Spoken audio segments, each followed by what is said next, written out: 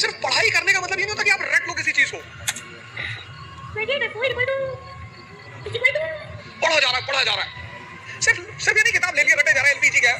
Connectivity. मतलब 20 साल के टीचिंग कैरियर में जो हारने की सबसे बड़ी वजह है लोगों की, वो ये है कि वो इस परीक्षा के पैटर्न को समझे बिना सिर्फ पढ़ाई करते हैं। एक फॉर्मूला है 20 पेजेस पर डे, 3 महीने, 90 दिन का कोर्स है ये।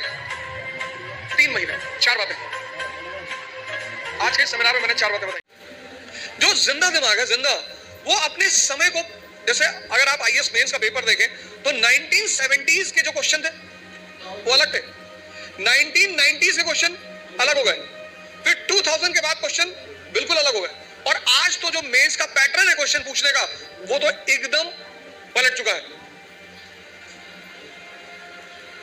अमेरिका का एक विद्वान था थॉमस जेफरसन, उसने कहा किसी भी संविधान को सिर्फ 19 साल चलना चाहिए।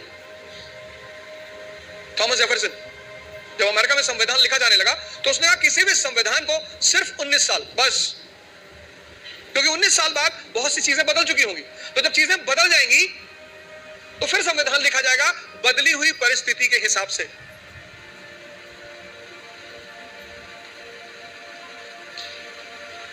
गावस्कर किसी जमाने में क्रिकेट के सुपरस्टार थे, गावस्कर को रिप्लेस किया सचिन तेंदुलकर ने, सचिन तेंदुलकर को रिप्लेस किया विराट कोहली ने, अब विराट कोहली को भी कोई रिप्लेस करेगा।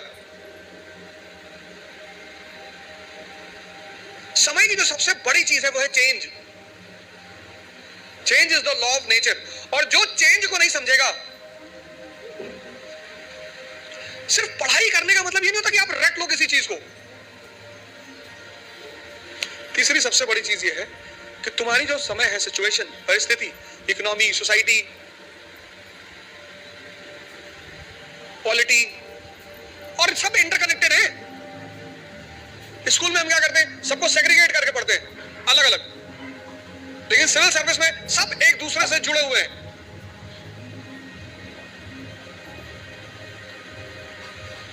तुम्हारी जो परिस्थिति है, तुम्हारा जो समय है,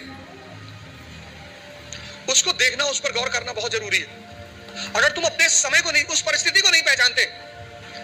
17s का क्वेश्चन पेपर अलग था क्योंकि तब इकोनॉमी और सोसाइटी अलग थी, 80s का क्वेश्चन पेपर अलग था क्योंकि तब इकोनॉमी और सोसाइटी अलग थी, 91 के बाद तो ड्रास्टिक चेंज आया, एलपीजी, तुरंत यू टर्न मारा एग्जामिनेशन पेपर ने, और अब एकदम अलग परिस्थिति दुनिया में चल रही। पूरी दुनिया में, कहीं एक जगह नहीं चल रही, पूरी दुनिया में।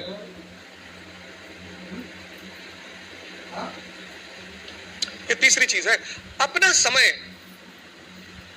सिर्फ ये नहीं किताब ले लिया रटे जा रहा है। एलपीजी क्या है? कनेक्टिविटी।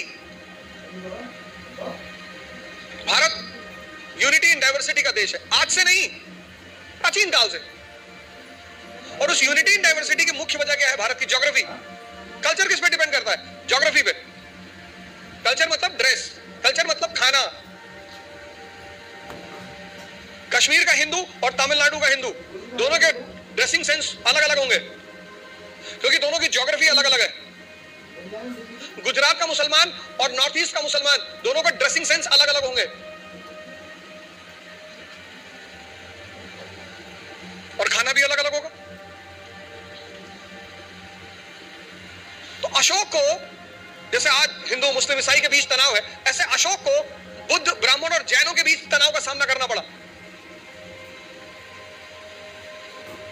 और टेंशन चाहे फैमिली में हो या राष्ट्र में, विनाश करती है।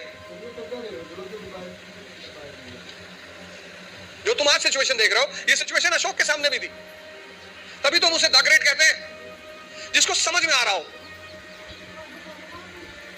और फिर वो धम्म की नीति का प्रतिपादन, पॉलिसी ऑफ धम्म, और उस पॉलिसी ऑफ धम्म में वो कहता है सार वृद्धि, कि प्रत्येक व्यक्ति को हर धर्म के बेसिक सिद्धांत को समझना चाहिए, और किसी भी धर्म का बेसिक सिद्धांत, वो चाहे इस्लाम हो, चाहे हिंदुइज्म हो, चाहे क्रिश्चियनिटी हो, बेसिक सिद्धांत किसी भी धर्म में कोई अंतर नहीं है।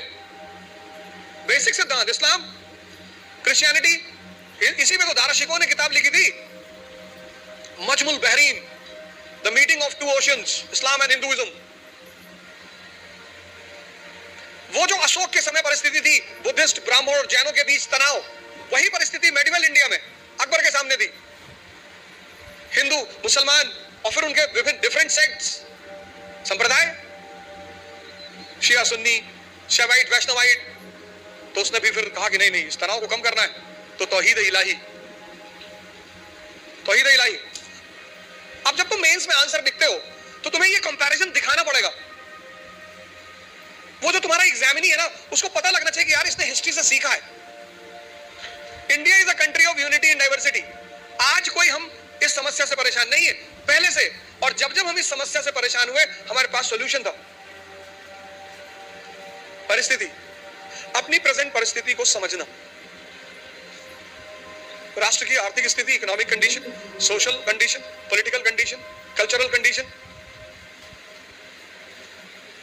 ये 3 काम कर लो आप।